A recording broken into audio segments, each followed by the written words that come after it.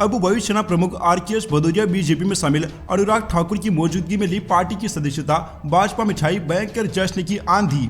लोकसभा चुनाव से पहले पूर्व वायुसेना प्रमुख आरकेएस भदौरिया बीजेपी में शामिल हो गए हैं। उन्होंने पार्टी महासचिव विनोद तावड़े और केंद्रीय मंत्री अनुराग ठाकुर की मौजूदगी में पार्टी की सदस्यता ली। इस दौरान बीजेपी महासचिव विनोद तावड़े ने भारतीय वायुसेना में भदौरिया की लंबी सेवा की सराहना की और विश्वास जताया कि वह रक्षा बलों में सक्रिय भूमिका निभाने के बाद अब राजनीतिक क्षेत्र में भी सक्रिय योगदान देंगे। उन्होंने कहा कि भदौरिया ने भारतीय वायुसेना में लगभग 40 साल बिताए और पीएम मोदी के आत्मनिर्भर भारत कार्यक्रम में योगदान दिया। इसके अलावा वाईएसआरसीपी के नेता वर प्रसाद राव वेल्लापल्ली ने भी बीजेपी की सदस्यता ले ली है। अगर आरकेएस भदौरिया की बात करें तो वो सितंबर 2021 में सेना से रिटायर्ड हो गए थे। भदौरिया के पास रक्षा सेवाओं में 4 दशकों से ज्यादा का अनुभव है। भदौरिया राफेल फाइटर जेट उड़ाने वाले पहले भारतीय वायुसेना अधिकारियों में से थे और उन्होंने जेट विमानों के लिए फ्रांस के साथ सौदे को अंतिम रूप देने में अहम भूमिका निभाई थी। राकेश कुमार सिंह भदौरिया उत्तर प्रदेश के रहने वाले हैं। लोकसभा चुनाव के लिए बीजेपी ने अभी तक राज्य की कई सीटों पर अपने उम्मीदवारों का ऐलान नहीं किया है। उम्मीद है कि पार्टी उन्हें उत्तर प्रदेश की किसी सीट से सियासी रण में उतार सकती है।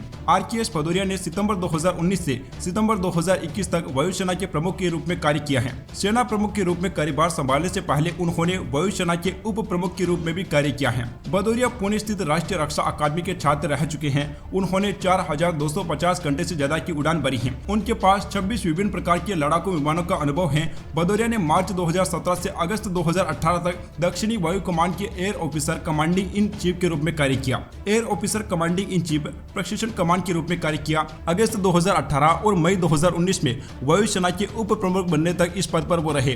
अपने 36 साल के करियर के दौरान आरकेएस भदौरिया को कई पदकों से सम्मानित किया गया, जिसमें अति विशिष्ट सेवा पदक, वायुसेना पदक और परम विशिष्ट सेवा पदक शामिल हैं। उन्हें जनवरी 2019 में भारत के राष्ट्रपति का मानद एड दे कैंपेन नियुक्त किया गया था। दोस्तों, इतनी बड़ी छवि के भाजपा में शामिल होने से भाजपा में जहां जश्न की आंधी है, विपक्षी पार्टियों को एक और बड़ा झटका लग चुका है, क्योंकि भाजपा की ताकत लगातार बढ़ती जा रही है। और अभी तक दोस्तों जितने भी सर्वे वगैरह ओपिनियन पोल सामने आए हैं, उन सब में भाजपा की एक बार फिर से केंद्र में सरकार बनते नजर आ रही है और पीएम मोदी देश के लगातार तीसरी बार प्रधानमंत्री बनने जा रहे हैं। वैसे दोस्तों, लगातार भाजपा की ताकत बढ़ने के पीछे आपकी क्या राय है? अपनी राय नीचे कमेंट बॉक्स में जरूर लिखिए।